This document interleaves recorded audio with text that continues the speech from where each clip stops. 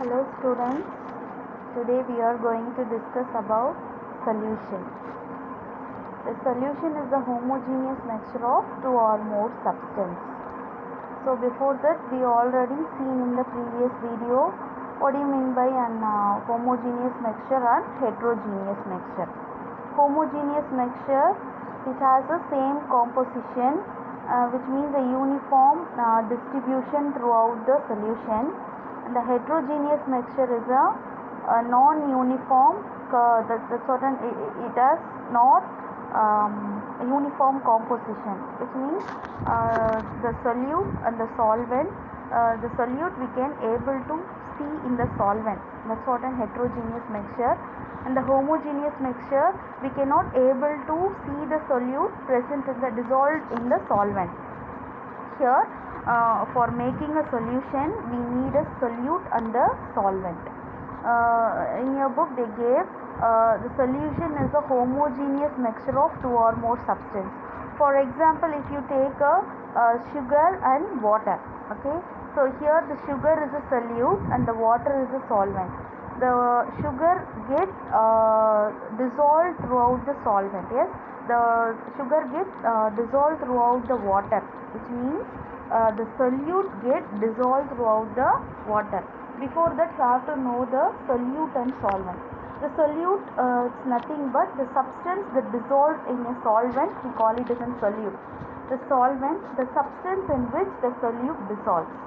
So the amount of solute and the solvent we have to take, we have to mention the amount of the solute and solvent present in a solution. Yes, so for making a solution we have to take a solute as a lesser amount and the solvent as a greater amount. So as I said previous, the sugar and the water it will form a sugar solution, or the salt and water it will form a salt solution. Here we have to take the teaspoon of an sugar or a salt, and we have to add this teaspoon full of an sugar or salt in the solvent. So here the solvent is in water, so you have to take as a full glass of water. Yes, so the solvent it is in greater amount and the solute it is in a smaller amount. Okay, so that's what they told. The solvent it has in lesser the greater amount, and the solute is it has in lesser amount. So then only we can able to form a solution. That's what a solution is, a homogeneous mixture.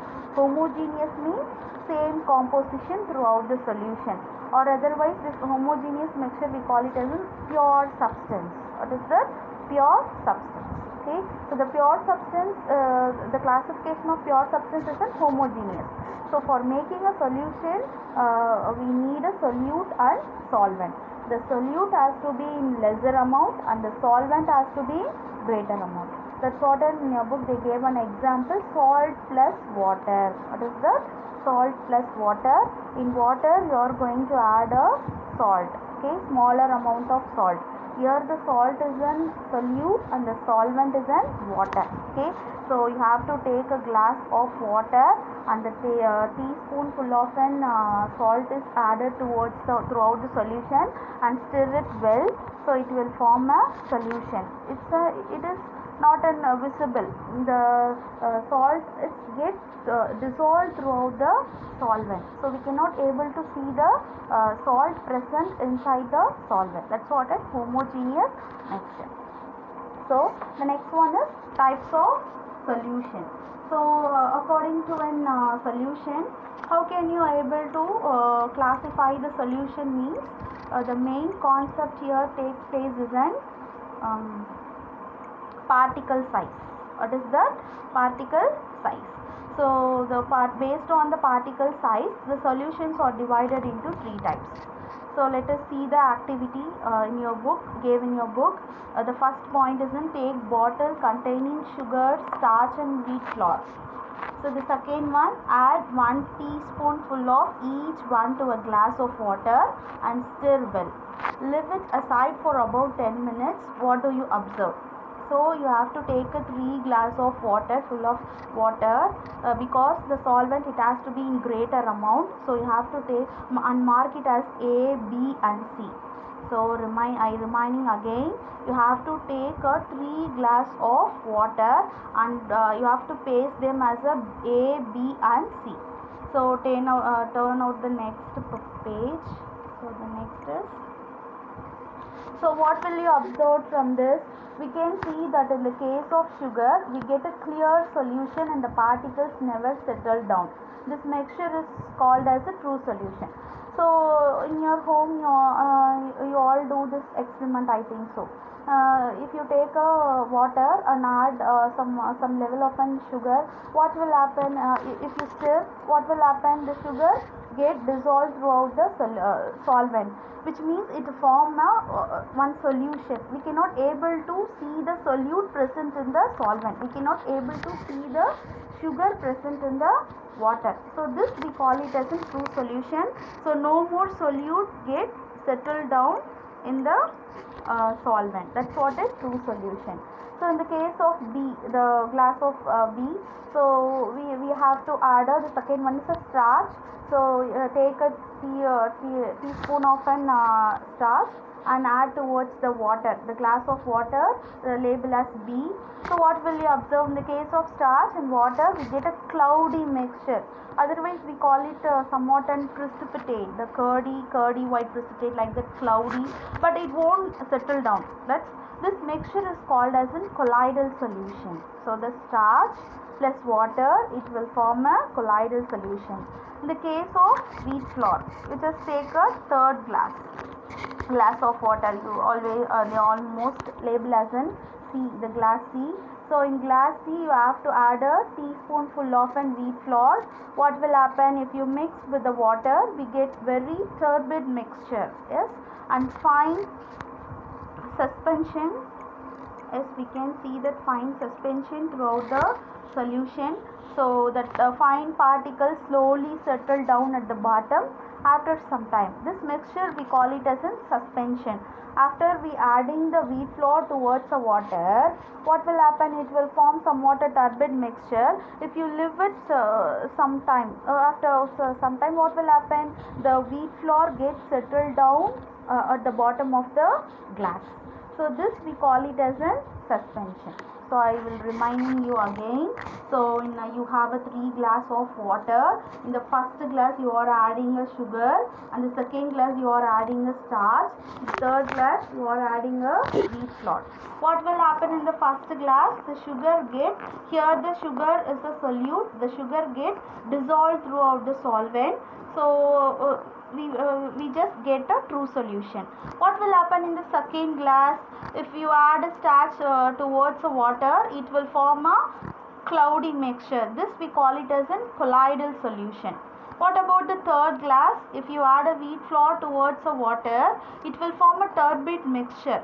The particle, after some time, you just leave it behind for some time. What will happen? The wheat flour particles get settled down at the bottom of the glass. It will form a suspension. So all these three we call it as a mixture. This three mixture, they all come under the solution only. So the first one is a true solution, and the second one is a colloidal solution, and the third one is a suspension. So the next one is the difference between a true solution, colloidal and suspension.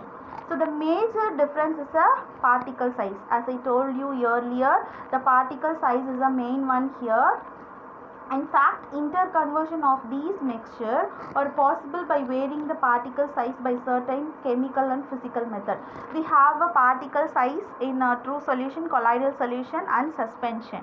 So the particle size of a true solution is less than 10 to the power of minus 7 centimeter, and the particle size of a colloidal solution is between 10 to the power of minus 7 centimeter and 10 to the power of minus 4 centimeter. And the suspension, the particle size of a suspension is greater than 10 to the power of minus 4 centimeter.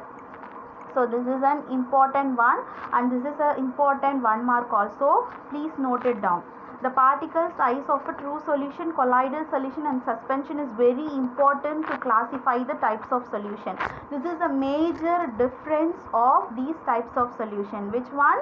Solution, true solution, colloidal and suspension. The particle size is the important one.